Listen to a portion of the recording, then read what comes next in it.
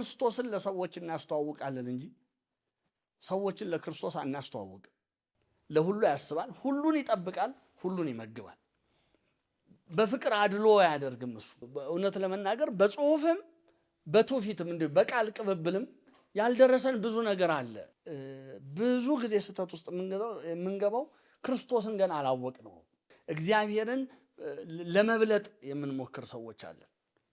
ጽድቃችንንም በብልጠት ልናደርገው የምንሞክር፣ ኃጢአታችንን በብልጠት ልንሸፍን የምንሞክር። ክርስቶስን ፈርተው የሚክዱ ሰዎች ይኖራሉ። ክርስቶስን ጠልተው የሚክዱ ሰዎች ይኖራሉ።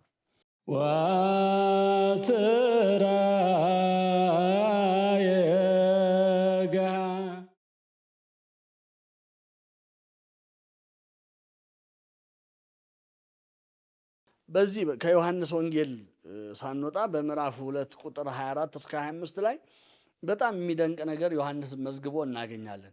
ኢየሱስ ማንም ስለ ሰው እንዲነግረው አያስፈልገውም ነበር ይላል። ስለ ሰው ማንም እንዲነግረው አያስፈልግም ነበር፣ ራሱ በሰዎች ያለውን ያውቅ ነበርና። የሰዎች ልቡና የሚያወጣ የሚያወርደውን፣ ሕሊናቸው የሚያመላልሰውን ነገር ያውቅ ነበርና በልቦናቸው ውስጥ ያለውን በጎነትም ሆነ ክፋት፣ ልክ ናትናኤልን እንዳወቀው በጎነትም ሆነ ክፋት ወደ እርሱ የቀረቡት በእውነትም ይሁን በግብዝነት፣ የእውነት እሱን ወደው ይሁን ለጥቅም ይሁን ያውቅ ስለነበር። ይህን ደግሞ በብዙ በዛ በሉቃስ ወንጌል ምዕራፍ 9 ላይ አንዱን ተከተለኝ ይለዋል። ተከተለኝ ይለዋል። አባትና እናቴን ልቅበር ሲለው ሙታናቸውን ይቀብሩ ዘንድ ሙታንን ተዋቸው፣ አንተ ተከተለኝ ይለዋል። ሌላው ያንን የሰማ ልከተልህ ሲለው ደግሞ ለቀበሮች ጉድጓድ ለወፎች ጎጆ አላቸው፣ የሰው ልጅ ግን ራሱን የሚያስጠጋበት የለም ብሎ ሲከለክለው እናያለን። ለአንዱ ለምን ፈቀደ ለአንዱ ለምን ከለከለ ካልን አንድ ነገር ነው በቃ መልስ የሚሆነን። እሱ በሰዎች ልብ ውስጥ ያለውን ስለሚያውቅ ያኛው ልከተልህ ያለበትን ምክንያት ያውቀዋል። ለጥቅም ብሎ ልከተልህ እንዳለ ስለገባው ስለሚያውቅ ለቀበሮች ጉድጓድ ለወፎች መሳፈሪያ ጎጆ አላቸው፣ ለሰው ልጅ ግን ምንም። እኔን ብትከተል አንተ በልብ ውስጥ ያሰብከውን ጥቅም አታገኝም። ይሄ በምድር ያለ ምድራዊ የሆነ ጥቅም አታገኝም። ይሄ የሰውን ሐሳብ ምን ያህል እንደሚያውቀው እንደሚመረምር ነው የሚያሳየው። ይህንን ቅዱስ ጳውሎስ አንድ ቃል በመናገር ያረጋግጥልናል። ምን ይላል ቅዱስ ጳውሎስ? በአንደኛ ቆሮንቶስ ምዕራፍ 2 ቁጥር 11 ላይ በእርሱ ውስጥ ካለው ከሰው መንፈስ በቀር ለሰው ያለውን የሚያውቅ ማን ነው ይላል። ይህ ጥልቅ ንግግር ነው። የሰውን ልቡና ከሰው በቀር የሚያውቀው የለም። እንደውም ሊቃውንት ምን ይላሉ? በዓለም ያሉ ሊቃውንት የሰው ልቡና ጥልቅ የምስጢር ውቅያኖስ ነው ይላሉ። የሰው ልቡና ጥልቅ የምስጢር ውቅያኖስ ነው። ውቅያኖስ እንግዲህ እስካሁን ታስሶ ያልተደረሰበት ዓለም ነው እና የሰው ልቡና እንደዛው ውቅያኖስ ብዙ ጉድ እንደተሸከመ የሰው ልቡና የምስጢር ውቅያኖስ ነው፣ ሊደረስበት የማይችል ነው ይላሉ። እና ሰው እኮ ለማንም ሳይተነፍሰው ለማንም ሳይናገረው ወደ መቃብር ይዞት የሚወርድ ምስጢር ይኖረዋል። ወደ መቃብር ኃጢአት አላልኩም እንግዲህ የተናዘዝን ንስሐ የገባ ሰው ኃጢአቱን መቼም ተናዞ ነው የሚወጣው። ኃጢአት አሉ ምስጢር ግን ኃጢአት ያልሆኑ ምስጢራት አሉ ኃጢአት ያልሆኑ እና ሰው ልቡናው ይሄን ያህል የጠለቀ ነው እና አንድ ጥልቅ ነገር በዚህ ምድር ላይ እንደው አንድ ጥልቅ ነገር ቢቆፈር ማይደረስበት ጥልቅ ተብሎ ቢነገር የመጀመሪያ መጠቀስ የሚችለው የሰው ልቡና ነው። እጅግ ጥልቅ ነው የሰው ልቡና። ስለዚህ ምን አለ ቅዱስ ጳውሎስ? ከራሱ በሰው ውስጥ ካለው መንፈስ በቀር ማለት ከራሱ በቀር እያለ ነው። ከራሱ በቀር የሰውን ልብ ማን ሊያውቀው ይችላል? አሁን እዚህ ጋር አንድ አገኘን። በሰው ልቡና ውስጥ ያለውን ጥልቅ ነገር ከሰውየው አልፎ ወይም ከሰውየው ውጪ ከሰውየው ፈቃድ ውጪ የሚያውቅ አገኘን። እንግዲህ በናትናኤል ልብ ጥልቅ ውስጥ ያለውን ራሱ ብቻ ደብቋት የኖራትን ያወቀበት ክርስቶስ ነው። እዚህም ዮሐንስ 2 ላይ እንግዲህ ስለ ሰው ማንም እንዲነግረው አያስፈልገውም ነበር፣ ምክንያቱም እሱ ሰዎችን ያውቃቸው ወይም በሰዎች ልቦና ውስጥ ያለው ምን እንደሆነ ያውቅ ነበርና ሰዎችን ያውቃቸው ነበር። መጥተው ገና ፊቱ ሲቀርቡ እነማን እንደሆኑ ምን እንደሚያስቡ ምን አይነት ሕይወት እንዳሳለፉ እያንዳንዱ ነገር በፊቱ የተገለጠ ነበር። ስለዚህ ሰዎችን ራሱ ያውቃቸው ነበር። ማንም እገሌ ነው በዚህ ውስጥ ያለፈ ነው እንዲህ ነው ብሎ የሚያስተዋውቀው ሰው አይፈልግም ነበር። ብሎ የተናገረው ለዚህ ዛሬም እኛ እውነት ለመናገር ክርስቶስን ለሰዎች እናስተዋውቃለን እንጂ ሰዎችን ለክርስቶስ አናስተዋውቅም። ለምን? እርሱ የፈጠራቸውን ሁሉ ያውቃቸዋል። የፈጠራቸውን ሁሉ ያውቃል እሱ። የፈጠራቸውን የማያውቁ ግን አሉ። እሱ የፈጠራቸውን ሁሉ ያውቃቸዋል፣ ስለፈጠራቸው ያውቃቸዋል። እነሱ ግን ማን እንደፈጠራቸው ማያውቁ አሉ። ስለዚህ ማን እንደፈጠራቸው ለማያውቁ የፈጠራችሁ እሱ ነው፣ የሞተላችሁ እሱ ነው፣ የዋጃችሁ እሱ ነው፣ ቤዛ የሆናችሁ እሱ ነው፣ መነሻችሁ እሱ ነው፣ መድረሻችሁም እሱ ነው ብለን እናስተዋውቃለን። ክርስቶስን ለሰዎች እናስተዋውቃለን እንጂ ሰዎችን ለክርስቶስ አናስተዋውቅም ወስደን። ምክንያቱም ክርስቶስ ሁሉን ያውቃል እንጂ ስንወስድለት ማን ልበል ስምህን ይህንን አላውቀውም ነበር ብሎ የሚጀምረው ሰው የለም። የሚያምንም የማያምንም ማንም ይሁን በክርስቶስ ዘንድ ሁሉ የታወቀ ነው። የሁሉ የሕይወት ስንክሳር የታወቀ ነው። እኛ አንዳንድ ጊዜ የምናምን ወደ እርሱ የቀረብን በስሙ የተጠራን በደሙ ተዋጅተናል ብለን የምናገረውን ብቻ የሚያውቀን የሚመስለናለን። ግን አይደለም። እግዚአብሔር ሁሉን ያውቃል። መድኃኒታችን ኢየሱስ ክርስቶስ ሁሉን ያውቃል። ለሁሉ ያስባል፣ ለሁሉ ያስባል፣ ሁሉን ይጠብቃል፣ ሁሉን ይመግባል። በፍቅር አድሎ አያደርግም። እሱ በፍቅር አድሎ አያደርግም። ቸርነቱ ሁሉን ትመግባለች። ይሄ በመጻሕፍት የተገለጠ ነው። ማቴዎስ ወንጌል ምዕራፍ 5 ላይ ስናነብ ፀሐይን ለሁሉ ያወጣል አይደል ያለው? ፀሐይን ለሁሉ ለሚያምንም ለማያምንም ፀሐይን ያወጣል፣ በኃጥኡም በጻድቁም ላይ ዝናምን ያዘንባል። ይሄ የሚያሳየው ምንድን ነው? ቸርነቱ። የምናምነው አለን የእግዚአብሔር ልጅ ነው ብለን የሞተልን እሱ ነው ያዳነን እሱ ነው ብለን መድኃኒታችን ጌታችን አምላካችን እረፍታችን እሱ ነው ብለን የምናምናለን። ይህን ጨርሰው የሚክዱ አሉ።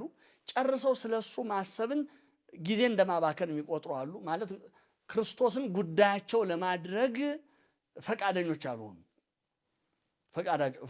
አልሆኑ ይኖራሉ። እነሱን ሁሉ ግን ይጠብቃቸዋል። እነሱን ሁሉ ይመግባቸዋል። ለነሱ ልክ አንድ ሰው የሚያምነው ሰውን የሚያስብለትን ያህል ለነሱም ያስብላቸዋል። ልዩ የሚያደርገውም ይሄ ነው። አባትነቱ ልዩ የሆነውም ለዚህ ነው መድኃኒታችን ይህን ካለ በኋላ የሰማይ አባታችሁ ፍጹም እንደሆነ እናንተም ፍጹማን ሁኑ ብሎ የተናገረው ለዚህ ነው። እና እንዲህ አይነቱን አምላክ እንዲህ አይነቱን ጌታ እንዲህ አይነቱን አባት ሰዎችን ወስደን የፈጠራችሁ እኮ እንዲህ አይነት ነው፣ የሞተላችሁ እኮ እርሱ ነው ብለን እናስተዋውቃለን። ለእርሱ ግን ሰዎችን ወስደን አናስተዋውቅም። ምክንያቱም እርሱ ሰዎችን ያውቅ ነበርና ተብሎ እንደተነገረ ማለት ነው። ሐዋርያት ከእርሱ ጋር 3 ዓመት ከ3 ወር ሲኖሩ ብዙ ነገር ተመለከቱ። እንግዲህ የቃሉን ትምህርት በየዕለቱ ይሰማሉ። የእጁን ታምራት በየዕለቱ ያያሉ። ከሰዎች ጋር የነበረውን እያንዳንዱን ሁኔታ በደንብ ያያሉ። ሐዋርያት ይህንን ሁሉ ካዩ ራሳቸውም ደግሞ ልቡናቸው ያፈለቀውን ሐሳብ በየጊዜው ጥያቄም ሆነ ምንም ያቀርባሉ። በዛ ነገር ላይ የሚሰጣቸው ምላሽ ይሰማሉ። እኛ ተጽፎ ያልደረሰን እንደው እውነት ለመናገር በጽሁፍም በትውፊትም እንዲሁ በቃል ቅብብልም ያልደረሰን ብዙ ነገር አለ። አባቶቻችን ለዚህ ነው መድኃኒታችን ለ5 ገበያ ሕዝብ 5 ቂጣና 2 ዓሣ አበርክቶ ካበላ በኋላ 12 ቅርጫት ተነሳ የሚለውን ሲተረጉሙ ለዓለሙ ሁሉ ትምህርቱ ታምራቱ ለሁሉ ተነግሮ ምስጢራቱ ክርስቶስ በሐዋርያት ፊት ያደረገው ምስጢራት ሁሉ ዓለም የቻለውን ያህል ወስዶለት፣ ነገር ግን 12 ቅርጫት የሚለውን 12ቱ ቅርጫት ልበ ሐዋርያትን ነው የሚወክለው ብለው ይናገራሉ። የልበ ሐዋርያት ምሳሌ ነው 12ቱ ቅርጫት እና ዓለም የቻለውን ያህል ወስዶለት፣ የተቀረው ግን በጽሁፍም ሆነ በቃል ቅብብል ያልደረሰን በልበ ሐዋርያት የቀረ ብዙ ምስጢር አለ። በልበ ሐዋርያት ብቻ የቀረ እና ሐዋርያት ይህንን ስላዩ እነሱም የመረዳት አቅማቸው ከፍ እያለ ሲሄድ የሚፈለገው ደረጃ ላይ አልደረሰም። ምክንያቱም እንዳልደረሰ የምናውቀው በምንድን ነው? መድኃኒታችን ኢየሱስ ክርስቶስ ራሱ ይሄ የስንብት ንግግሩ ላይ ብዙ ይሄ ከዮሐንስ ወንጌል ምዕራፍ 13 ጀምሮ እስከ ምዕራፍ 17 ያለው ሊሞት ተላልፎ ሊሰጥ ስለቀረበ የስንብት ንግግሩ ነው። የስንብት ድርጊት ነው የሚያደርገው። በምሴተ ሐሙስ ያሉ ንግግሮቹ ናቸው እና ምንድን ነው የሚላቸው? ልነግራችሁ የምወደው ብዙ ነገር ነበር፣ አሁን ልትሸከሙት አትችሉም። የእውነት መንፈስ በመጣ ጊዜ ግን እሱ ሁሉን ይገልጥላቸዋል፣ ሁሉን ያሳውቃቸዋል ይላቸዋል። እና ሐዋርያት ግን ለጊዜው ይሄ እንኳን የእውነት መንፈስ በእነሱ ላይ ወርዶ ብዙዎቹ ከብልየት ታደሱ፣ በአይምሮ ጎለመሱ እንላለን። በአይምሮ ጎለመሱ ማለት በእውቀት በረቱ ማለት ነው። ሐዋርያት ምንም አያውቁ የነበሩት ምናልባት አሳ ከማጥመድ ውጭ ሌላ ነገር የማያውቁ የነበሩት ይሄ የብሉይ መጽሐፍትን ምኩራብ ሲሄዱ ሲነበብ ይሰሙት ከነበረው ያለፈ በትርጉም አራቀው ምስጢር ከምስጢር አገናኝተው መተርጎም አይችሉ የነበሩት ይህንን ሁሉ እውቀት የገለጠላቸው መንፈስ ቅዱስ ነው። ግን ከጌታችን ጋር 3 ዓመት ከ3 ወር በነበራቸው ቆይታ የተወሰነ ለውጥ አላመጡም ብለን ልንናገር አንችልም። ለውጥ እንዳመጡ ጥቆማ ከሚሰጠው ለምሳሌ ስለ ክርስቶስ ያላቸው መረዳት ከፍ እያለ እንደሄደ ለውጥ እንዳመጣ መጀመሪያ እንደነበሩ ለሹመት ለዚህ ከመከተል አልፎ አሁን ከፍ ያለ ነገር እየተረዱ እንደመጡ ከሚያስረዳው ንግግራቸው አንዱ በዮሐንስ 16 ቁጥር 29 ላይ ምን ይላሉ? ደቀ መዛሙርቱም እንዲህ አሉት ይላል፣ እነሆ አሁን በግልጥ ትናገራለህ። እንግዲህ ጌታችን ብዙ ጊዜ በምሳሌ ነበር የሚናገረው። እነሱ መካከል ሆኖ ሲናገር ግን አይታችሁት እንደሆነ ከዮሐንስ ወንጌል ምዕራፍ 13 እስከ ምዕራፍ 17 በግልጥ ነው የሚነግራቸው ሁሉን ነገር እና እነሆ አሁን ሁሉን በግልጥ ትናገራለህ አሉት። በግልጥ ትናገራለህ፣ በምሳሌ ምንም አትናገርም። ሁሉን እንድታውቅ ማንምም ሊጠይቅህ እንደማትፈልግ አሁን እናውቃለን። ስለዚህ ከእግዚአብሔር እንደወጣህ እናምናለን። ስለዚህ ከእግዚአብሔር አካል ዘእምአካል ባህሪ ዘእምባህሪ እንደተገኘ እናምናለን። ምክንያቱም ሁሉን እንደምታውቅ አሁን እያየን ነው። የሚነግራቸው ነገር ጥልቀቱ አሁን እየገባቸው ሲመጣ ለካስ የሚነግረን በምሳሌ ይነግረን የነበረው ለካስ የኛ የመረዳት አቅም ዝቅተኛ ስለነበረ ነበር በምሳሌ የሚነግረን። አሁን ግን የመንግስትን ምስጢር ማወቅ ለእናንተ ተሰጥቷችኋል የተባልነው እኛን ለብቻችን ሲነግረን ሁሉን በግልጥ እየነገረን ነው። በግልጥ የሚነግራቸው ደግሞ በጣም ስላስደመማቸው ምን አሉ? አሁን በግልጥ ትናገራለህ፣ ስለዚህ ሁሉን እንደምታውቅ በንግግር ሰው መቼም እውቀቱ በንግግሩ ይታወቅ የለ ሁሉን አዋቂነቱን አውቀዋል። አሁንም ልብ በሉ ሁሉን አዋቂነቱን አውቀዋል እንጂ ሁሉን አዋቂነቱ ምን ያህል እንደሆነ ግን አውቀዋል ማለት አይደለም። ያ ሊመረመር አይችልም። እውቀትህ በእኔ ዘንድ ተደነቀች ወይም ከኔ ይልቅ እውቀትህ ተደነቀች ያለው ዳዊት ለራሱ ብቻ አይደለም።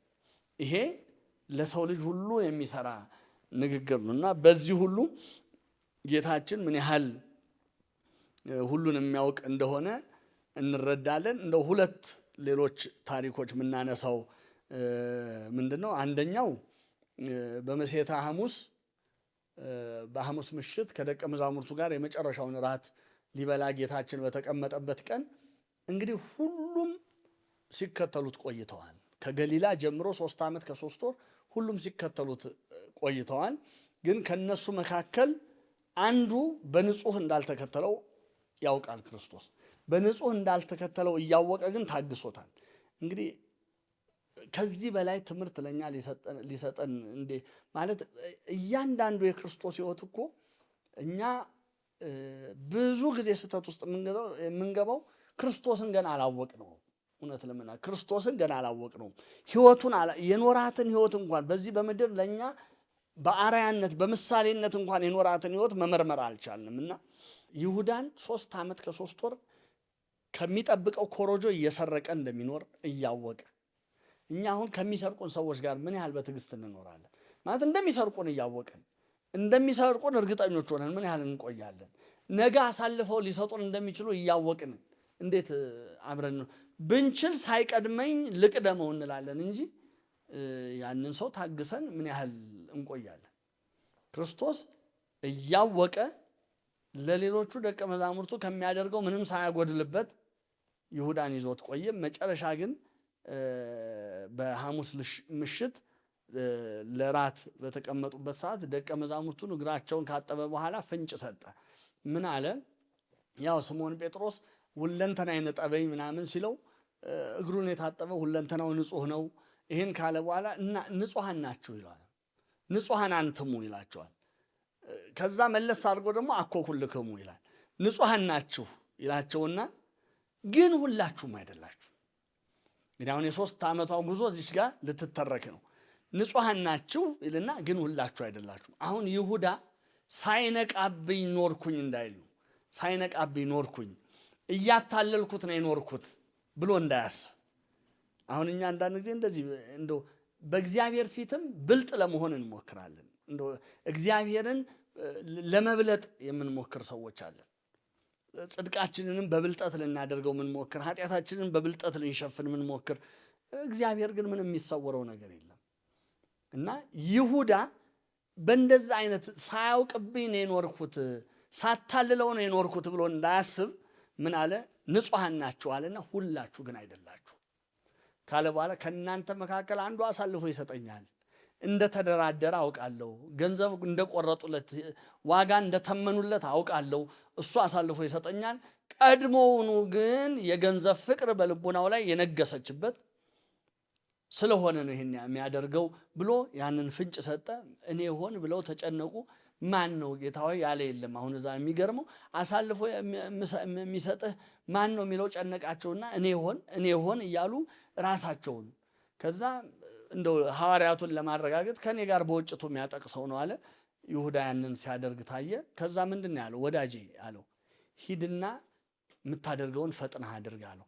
ይሄ ንግግርን የገባው ይሁዳ ብቻ ነው። እንደውም ወንጌላውያኑ ሲመሰክሩ ምንድን ነው ያሉት? እንደው ለበዓሉ የሚያስፈልግ ወይም ለድሆች የሚያስፈልግ ነገር የሆነ ነገር እንዲገዛ የላከው ነበር የመሰላቸው እንጂ ራሱን ሊሸጥ ሂድና በል እኔን የምትሸጥበትን ዋጋ ተቀበል። እንግዲህ ማን ይልካል እንደዚህ ብሎ? በጣም እኮ የሚደንቅ ነው። ማን ይልካል እንዲህ ብሎ? እና ይሄ የሚያሳየው በዛች ምሽት ይሁዳን ሂድና የጀመርከውን ጨርስ፣ ይሄ እኔ ላይ ከኔ ተደብቀ ስትጎነጉን የነበረውን ሴራ አውቀዋለሁ። አንተ እንደማላውቀው ነበር የምታስበው፣ እኔ ግን አውቀዋለሁ። የጀመርከውን ሂድና ጨርስ ብሎ ይሁዳን አሰናበተው። ሂድና ጨርስ አለ። ከዛ በኋላ ሁላችሁ ምንድነው እረኛውን እመታለሁ የመንጋው በጎች ይበተናሉ ተብሎ ተጽፏል። ስለዚህ በዚህ ሌሊት ተላልፌ እሰጣለሁ፣ ሁላችሁ ትክዱኛላችሁ። እንግዲህ ገና ስለሚሆነው ነገር እየተናገረን ሁላችሁ ትክዱኛላችሁ ሲል ቅዱስ ጴጥሮስ እኒህ ሁሉ ቢክዱ እንኳን እኔ አልክድህም አለ። እኔ አልክድህም ሲል ጴጥሮስ ዶሮ ሳይጮህ 3 ጊዜ እንደሚክድ መድኃኒታችን ነገረው። እንግዲህ ይሄ ምን ያህል ሁሉን አዋቂ እንደሆነ ነው የሚያሳየው። ዶሮ ሳይጮህ 3 ጊዜ ትክደኛለህ አለው። እስከ ሞት እንኳን ቢሆን ጌታው አልክድህም አለው። እሺ። ከዛ በኋላ ጌታችን ዝም ነው ያለው። ጴጥሮስ ሲከራከር እስከ ሞት አልክድህም ሲል ያው ሊታይ ስለሆነ ክርክር ስላላስፈለገ ዝም አለ። እንደተባለውም ጴጥሮስ ዶሮ ሳይጮህ 3 ጊዜ ካደው እና ጴጥሮስ ይችን በልቡናው ይዟል። ንስሐውን ሲገባ ተጸጽቶ ሲያለቅስ ይሄ በልቡናው ነበረ። በኋላ በጥብርያዶስ ባህር ሲያገኘው በዚህ በዮሐንስ 21 ላይ እንደተመዘገበው በጥብርያዶስ ባህር ሲያገኘው የዮና ልጅ ስምዖን ሆይ ትወደኛለህን ብሎ 3 ጊዜ ሲጠይቀው ቅዱስ ጴጥሮስ በጣም በጭንቀትን የከረመው መድኃኒታችንን አንድ አግኝቶ ፊት ለፊት ያው እናውቃለን አንድን ልንክደው የማይገባንን ልንበድለው የማይገባንን ሰው ከበደልን በኋላ ያንን ሰው ማግኘት ምን ያህል ነው ጭንቅ የሚሆንብን። ግን ጴጥሮስ ከዚህ በፊት አንድ ነገር ተናግሯል። ከኔ ልትሄዱ ትወዳላችሁ ሲል አንተ ሕይወት ቃል አለ ካንተ ወዴት እንሄዳለን ብሎ አሁን ስምዖን ጴጥሮስ ደስ የሚለው አሁንም በዚህ ክህደት ውስጥ በሆንም ብክደውም ከሱ ወዴት እሄዳለሁ? ይሄ ነው በቃ ትልቁ እያንዳንዳችን ክርስቲያኖች ልናስብ የሚገባው ነገር ይሄ ነው። ባላሰብነው የኃጢአት ማጥ ውስጥ ልንወድቅ እንችላለን። ባላሰብነው የኃጢአት ማጥ ውስጥ እስከ ክህደት ልንደርስ እንችላለን። ግን ዋናው ነገር ምንድን ነው? ፈርቼ ብክደውም ወይም ደግሞ አላውቅህም ብለውም ምናልባት ፊቱን ንቄ ወይም ደግሞ ባለማወቅ በማወቅ ብቻ ሳይሆን ባለማወቅ የኃጢአት ማጥ ውስጥ የኃጢአት አረንቋ ውስጥ ብወድቅ እንኳን ከሱ ወዴት እሄዳለሁ ብለን መመለስ ነው ትልቁ ነገር። ስምዖን ጴጥሮስ መካዱን እያሰበ ወደ መቃብሩ ከመሮጥ ግን አልቆመም። መካዱን እኮ አውቋል። 3 ጊዜ አላውቅህም እንዳለው ያውቃል። ግን በቃ ከሱ ውጪ ወደ ማንም ሊሄድ እንደማይችል ስለገባው ተነስቷል ሲሉት ወደ መቃብሩ ሮጧል። እንግዲህ እሱ ያደረገኝን ያርገኝ። አሁንም እዚህ ጥብርያዶስ ጋር አሳ እያጠመዱ ሳሉ መረባችሁን ጣሉ።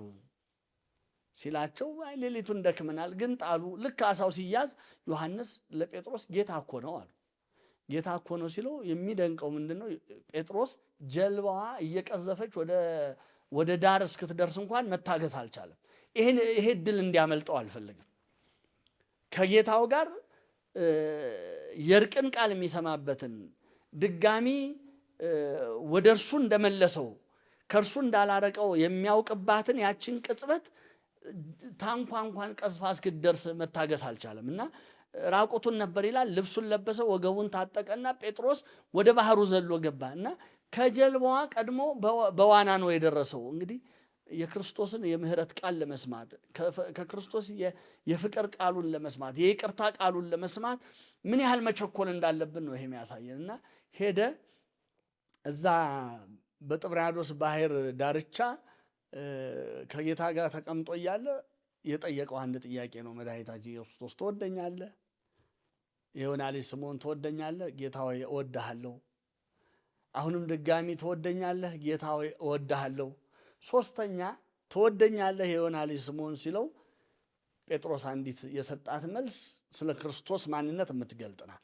አንተ ሁሉን ታውቃለህ። በቃ ይወላችሁ ይሄ ነው። አሁን እኛ ክርስቶስ ሁሉን አዋቂ ነው የምንለው እዚህ አንተ ሁሉን ታውቃለህ፣ እንደወድህም አንተ ታውቃለህ።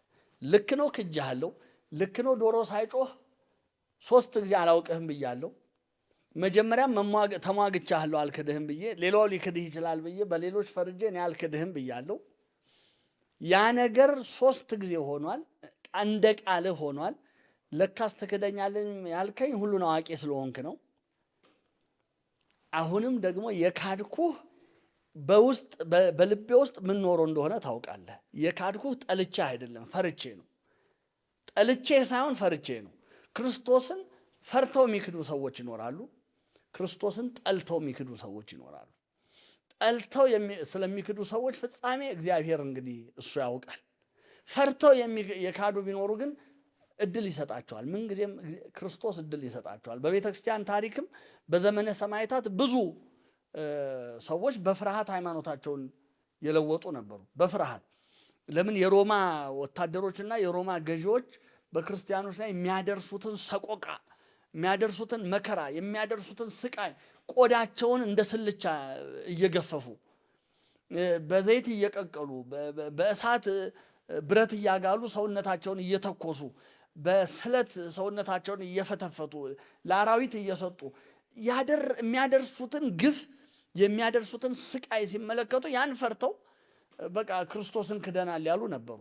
ቤተ ክርስቲያን የእረፍት ዘመን ሲመጣላት ያ ሁሉ መከራ አልፎ ዘመነ ሰማዕታት አልፎ የእረፍት ዘመን ሲመጣላት ቤተ ክርስቲያን እነዚህን ሁሉ እንዲመለሱ ወደ ክርስቶስ እቅፍ እንዲመለሱ ጋብዛቸዋለች። መልሳ በሯን ዝግ አላረገችባቸውም። እንደውም ሊመለሱ አይገባቸውም። ክርስቶስን የካዱ ሰዎች ድጋሚ ቤተ ክርስቲያን በሯን ከፍታ ልትቀበላቸው አይገባም ብለው የተነሱ ጨካኞች ነበሩ። የሰውን ድካም የማያውቁ የሰውን ድካም የማይረዱ የእግዚአብሔርን ምሕረት በእነሱ እጅ እንዳለ አድርገው የሚያስቡ ተነስተው ነበር። ቤተ ክርስቲያን የሚገርመው ክደው የነበሩና በንስሐ እንመለስ ያሉትን ስትቀበል እነዚህን በንስሐ መቀበል የለብሽም ብለው የምህረትን በር ሊዘጉ የሞከሩትን ከቤተ ክርስቲያን አስወጥታለች። ይህን ያህል ነው። ለምን? ቤተ ክርስቲያን ምንን ነው መነሻ ያደረገችው ከተባለ ይህንን የጴጥሮስን ታሪክ ነው መነሻ ያደረገችው። እና ትወደኛለህን ብሎ 3ኛ ሲጠይቀው ጌታ ሆይ አንተ ሁሉን ታውቃለህ፣ እንደወድህም አንተ ታውቃለህ ብሎ መለሰለት። ይህ ንግግሩ መድኃኒታችን ኢየሱስ ክርስቶስ ሁሉን አዋቂ እንደሆነ በጴጥሮስ በዛች ሰዓት ክርስቶስን በካደበት ሰዓት የነበረበትን ሁኔታ የከንፈሩ ሳይሆን የልቡ ሁኔታ ምን እንደነበረ እንኳን እንዲያውቅ ጴጥሮስ አምኖ የተናዘዘባት ሁኔታ ናት። እና ከዚህ ሁሉ ስንነሳ ክርስቶስ ሁሉን እንደሚያውቅ እናውቃለን። ስለ ራሱም ቢሆን መድኃኒታችን ኢየሱስ ክርስቶስ ስለ ራሱም ቢሆን የሰው ልጅ በአይሁድ ሽማግሌዎች ወይም በአይሁድ ሊቃናት በፈሪሳውያን በጻፎች ተላልፎ ይሰጣል፣ በካህናት እጅ ተላልፎ ይሰጣል፣ ይሰቅሉታል፣ ይገድሉታል፣ በ3ኛው ቀን ይነሳል ብሎ ገና ከመሆኑ አስቀድሞ ተናግሯል። የሚደንቀው ነገር ይሄ ከመሆኑ አስቀድሞ የተናገረው እውነት ሁሉን ከማወቁ የተነሳ የመጣበትን ከማወቁ እኛ ነገ ስለምንሆነው ነገር አናውቅም። ነገ ስለምንሆነው ነገር አናውቅም። ይሄ ልዩ እውቀት ነው ማለት ነገም የሆነውን የሚያውቅ ሰው ካለ እሱ የደረሰበት ደረጃ ደግሞ ራሱን የቻለ ነው ማለት ነው። መድኃኒታችን ግን ይህን ተናግሯል። ይሄ ንግግሩ በደቀ መዛሙርቱ አይደለም፣ በጠላቶቹ ራሳቸውን ጠላት አድርገው ባቆሙት በአይሁድ ዘንድ እንኳን የተፈራ ንግግር ነበር። ለምን? ሲያዩት የተናገራት ነገር ሁሉ እየተፈጸመች ነው። ይይዙኛል እንዳለ ተያዘ፣ ይገርፉኛል እንዳለ ገረፉት፣ ይሰቅሉኛል እንዳለ ሰቀሉት፣ እሞታለሁ እንዳለ ሞተ። የቀረችው ምንድን ነው? እነሳለሁ የሚላል እና ጲላጦስን ሄደው ይህ አሳች በሕይወቱ ሳለ እሞታለሁ በሶስተኛው ቀን እነሳለሁ ይል ነበር እና ደቀ መዛሙርቱ ስጋውን ሰርቀው ተነስቷል እንዳይሉ የኋለኛይቱም ከፊተኛይቱ የከፋች እንዳትሆን ክህደቷ መቃብሩ ይጠበቅ ያሉ ለዚህ ነው። እንግዲህ ይሄን ያህል በአይሁድ መካከል እንኳን ስጋት እስኪሆን ድረስ ቃሉ እውነት እንደሆነ ይታመን ነበር፣ ይታወቅ ነበርና በዚህ ሁሉ ክርስቶስ ሁሉን አዋቂነቱን ገልጧል። አንዳንድ ሰዎች ይህን ጥያቄ ሊያነሱ ይችላሉ። ምን ነቢያትም እኮ ወደፊት የሚሆነውን ያውቁ ነበር፣ ይናገሩ ነበር። የእሱ በምን ይለያል? ከአንድ ነቢይ የእሱ በምን ይለያል ብሎ ሊናገሩ ይችላሉ። አንደኛ የምንሰጠው መልስ ምንድን ነው? ነቢያት በራእይ እግዚአብሔር ይህን ገለጠልኝ። የመጀመሪያው ከመዚህ በእግዚአብሔር እግዚአብሔር እንዲህ ይላል ብለው ነበር የሚናገሩት። የእግዚአብሔርን መልእክት ነበር የሚያስተላልፉት። ወይም በራእይ እንዲህ አየሁ፣ እግዚአብሔር በራእይ እንዲህ ገለጠልኝ እያሉ ነው ነቢያት የተናገሩት። መድኃኒታችን እንዲህ ሲል አናየውም፣ እንዲህ ሲል አናየውም። አንድም ቦታ እንዲህ ሲል አናየውም። እነሱ ከመዚህ በእግዚአብሔር ይላሉ፣ እግዚአብሔር እንዲህ ይላል ይላሉ። እሱ አንሰብለክሙ ይላል፣ እኔ እላችኋለሁ ብሎ ነበር የሚናገረው። እነሱ በራእይ አየን እንዲህ ብለው ይናገራሉ። እሱ ግን ሁሉን እንደሚያውቅ አምላክ ነበር የሚነግረን በመካከላችን ቁጭ ብሎ እንጂ በራእይ አየው በህልም አየው ብሎ የተናገረው አንድም ነገር የለም ክርስቶስ። በቃ ወደፊት የሚሆነውን ነገር ለማወቅ ያለፈውንም መጪውንም ለማወቅ እሱ እንደ ነቢያት ራእይ ሊገለጥለት ወይም በህልም ላይ አያስፈልገውም። ለምን? ምክንያቱም ሁሉን ያውቃልና። ስለዚህ አንደኛው የሚለየው ይሄ ነው። ሁለተኛ የነቢያት እውቀት የጸጋ ስለነበረ እግዚአብሔር በገለጠላቸው መጠን ስለነበረ የሚያውቁት እውቀታቸው ምሉ እንዳልነበረ። የባህሪ እውቀትና የጸጋ እውቀት የሚለየው የጸጋ እውቀት ሕጸጽ አለበት። ከፍሎ ነው የሚያውቀው። አንድ ሰው ከፍሎ ነው የሚያውቀው። ቅዱስ ጳውሎስም ብሏል፣ በዚህ እያለን ከፍለን ከእውቀት ከፍለን እናውቃለን ነው የሚለው። የክርስቶስ እውቀት ግን እንደዛ አልነበረም። ነቢያት የማያውቁት ነገር እንደነበረ ራሳቸው ተናዘው አልፈዋል። የማያውቁት ነገር ከነሱ ሊደበቅ ሊሰወር የሚችል እውቀት እንዳለ ተናግረዋል። ለምሳሌ በነቢዩ ኤልሳ እና በሱነማዊቷ መካከል ስላለው ታሪክ ስናነሳ ሱነማዊቷ ልጅ አልነበራትም። ወንድ ልጅ የዛሬ ዓመት ትወልጃለሽ አላት። እንዳትዋሸኝ አለችው። ነቢዩ ይዋሻል ማለቱ አይደለም። የማያድግ ልጅ አትስጠኝ ነው። በሌላ ንግግር ከወለድኩ አይቀር የሚያድግ የሚጦረኝ የሚቀብረኝ ልጅ ይሁን። መቼም የትኛውም ወላጅ ልመናው ምኞቱ ጸሎቱ ይሄ ነው። እርሱን የሚቀብሩትን እሱን የሚሸኙትን እንጂ እሱ የሚቀብራቸው ልጆች የትኛውም ወላጅ አይመኝም። እና እንዳትዋሸኝ ስትል ይህንን ነው። ያ ልጁ ጥቂት ካደገ በኋላ እንደሞተ ታሪኩን ለማሳጠር እንደሞተ ተጽፏል። ሲሞት ያቺ ሱነማዊት ሴት በቤት ኤልሳ ያርፍበት በነበረው አልጋ ላይ አስተኝታው የልጇን አስከሬን የኤልሳ አልጋ ላይ አስተኝታ ቀጥታ ወደ እግዚአብሔር ተራራ ነው ሄደችው። ኤልሳ ይኖርበት ወደ ነበረው ሄደች፣ አያት። ሄዳ እግሩን ይዛ የእግዚአብሔር ነቢይ እንዳትዋሸኝ አላልኩህም አለችው። የእሱ ደቀ መዝሙር እንዴት የእግዚአብሔርን ነቢይ እግር ትይዛለች ብሎ ሊያላቅቃት ሲሞክር ተዋት፣ ነፍሷ በጣም አዝናለች፣ ተዋት አለና ምን እንደሆነም እግዚአብሔር አልነገረኝም ይላል። ራሱ ኤልሳ ነው ይሄን የሚናገረው። አሁን ይሄም ያሳየው የጸጋ እውቀት ስለሆነ የነቢያት እውቀታቸው ሙሉ አይደለም። የሚከፈልባቸው ወይም ሳያውቁት የሚያልፋቸው ነገር ሊኖር እንደሚችል ማሳያ ነው። እግዚአብሔር አልገለጠልኝም ማለት ምንድን ነው የሆንሽው ሲላት እንዳትዋሸኝ ብያለሁ። ከዛ በኋላ ኤልሳ ገባው፣ ልጇን አስነስቶ በኋላ በእግዚአብሔር ኃይል ጸሎት ጸልዮ ነቢዩ ልጇን አንስቶ ሰጥቷታል። ይሄ የሚያሳየው እንግዲህ የነቢያት እውቀት ሕጸጽ አለበት ወይም ሊያውቁ የሚችሉ ነገሮች ብዙ ነገሮች አለ። የተገለጠላቸውን ብቻ ነው እንጂ የሚያውቁት። የባህሪ እውቀት ግን ሲሆን እንደ ክርስቶስ የባህሪ እውቀት ግን ሲሆን ሁሉን ታውቃለህ ነው የተባለው። ከነቢይ ሁሉን ታውቃለህ የተባለለት የለም። ማንም ከነቢይም ቢሆን ከሐዋርያም ቢሆን ሁሉን ታውቃለህ የተባለ የለም። እንግዲህ መንፈስ ቅዱስ ለሐዋርያትም ገልጦላቸዋል። እንደዛ ገልጦላቸው እያለ ቅዱስ ጳውሎስ ከእውቀት ከፍለን እናውቃለን ያለው እንጂ ሁሉን እናውቃለን አላለም። ስለ ክርስቶስ ግን ሲነገር ምንድን ነው? አንተ ሁሉን ታውቃለህ ነው የተባለው። ይሄ የክርስቶስን ሁሉን አዋቂነት የሚያሳይ ነው። ስለዚህ እኛን የዋጀን አምላክ፣ ለእኛ ቤዛ የሆነው አምላክ እኛን ወደ ቀደመ ክብራችን ወደ ቀደመ ርስታችን ሊመልሰን ወደዚህ የመጣው ተራ ፍጡር ወይም ተራ ነቢይ ብለን ብቻ የምንጠራው ነቢይ ብቻ ብለን የምንጠራው ሳይሆን ራሱ ሕያው አምላክ እንደሆነ በስጋ በመካከላችን የተገለጠው ሁሉን የሚያውቅ አምላክ እንደሆነ በመካከላችን የተገለጠው የዋጀን ቤዛ የሆነን ማን እንደሆነ የምናውቅበት አንዱ ክፍል ይሄ ነው ማለት ነው። ዋስራ